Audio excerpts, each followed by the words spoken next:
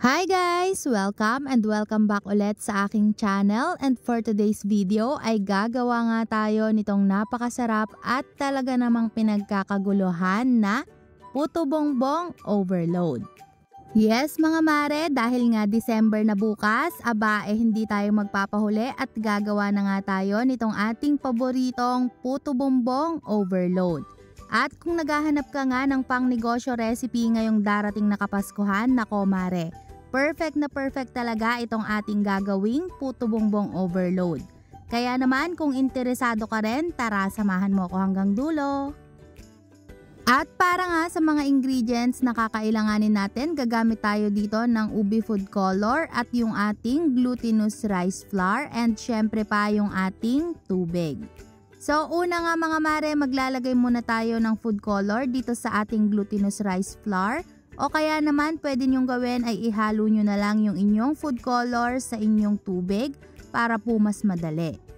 And dahan-dahan lang po yung paglalagay natin dito ng tubig para po matansya natin kung ano yung gusto nating consistency sa ating dough. Ang kailangan po natin dito ay yung parang clay-like na dough.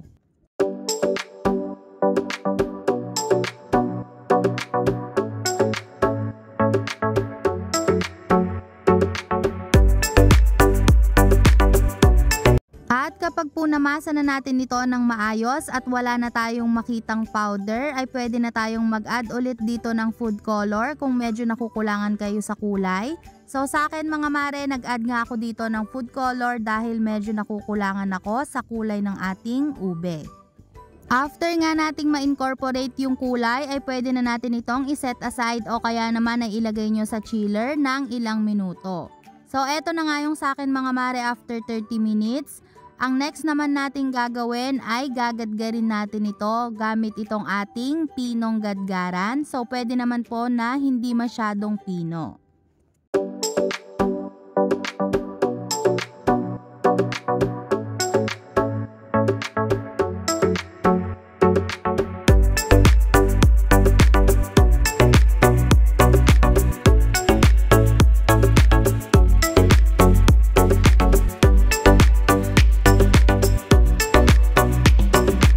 After nga natin itong gadgarin mga mare, ganito na po yung magiging itsura nito. So yan yung magiging texture ng ating puto bongbong. Gagamit din tayo dito mga mare nitong ating aluminum foil. Kung wala kayo nito, pwede kayong gumamit ng dahon ng saging. So next naman mga mare, mag-grease lang kayo ng mantika o kaya naman ay butter or margarine dito sa ating aluminum foil bago po kayo maglagay nitong ating mixture. Yes mga mare, kailangan po talaga na mag-grease tayo o maglagay ng mantika o kaya naman ay ng margarine dito sa ating aluminum foil bago nyo ilagay yung ating puto bongbong mixture para po hindi tayo mahirapan sa pagtanggal after natin itong ma-steam. At ganyan nga lang yung gagawin natin mga mare, naglalagay lang ako ng 2 tablespoon nitong ating mixture. Pagkatapos nyan ay isi-shape lang natin yan ng ganito. So ganito lang po yung gagawin natin para medyo okay naman at maganda yung kanyang shape. At after nyan ay ilalagay na natin yan sa ating steamer. So ganito po yung magiging itsura nyan mga mare. Again, kung wala po kayong aluminum foil o kaya naman ay ayaw nyong gumamit ng aluminum foil, pwede po kayong gumamit dito ng dahon ng saging. At kapag nga po ganitong kumukulo na mga mare, pwede na nating ilagay dito yung ating puto bongbong. Tapos ay i-steam po natin ito for at least 15 minutes.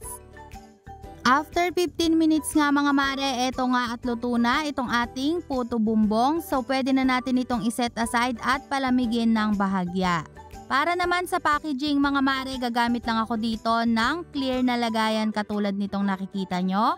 At nilagyan ko lang ito ng dahon ng saging para naman magmukhang aesthetic. After ko nga palamigin yung ating puto bongbong ay nilagay ko na nga lang ito dito sa ating lagayan. At pagkatapos nga ay naglagay na ako or nagpahid lang ako dito mga mare ng margarine or pwede kayong magpahid ng butter. Pagkatapos ay maglalagay na ako dito nitong ating ginadgad na nyog.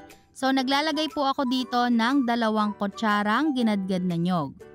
Next naman ay maglalagay ako dito ng 1 tablespoon ng muscovado sugar At pagkatapos niyan mga mare ay maglalagay ulit tayo dito ng ating cheese. So mag-grate lang ako dito ng cheese para naman talagang overload itong ating puto bumbong.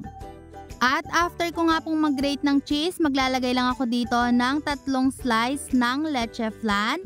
At para naman sa ating final touch mga mare, maglalagay na lang ako dito ng condensed milk.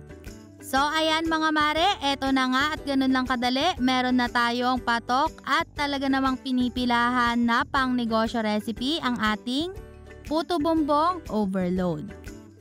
Kaya naman kung naghahanap ka nga ng extra income ngayong darating na Kapaskuhan mare, aba try mo na itong ating puto bumbong overload at hindi mo na nga kinakailangan dito ng bamboo steamer at pwedeng mo nang umpisahan itong ganitong pang negosyo. At hanggang dito na lang mga mare, sana po nagustuhan nyo itong ating bagong pang negosyo recipe. And thank you so much guys for watching and see you again sa ating susunod na pang negosyo recipe. God bless!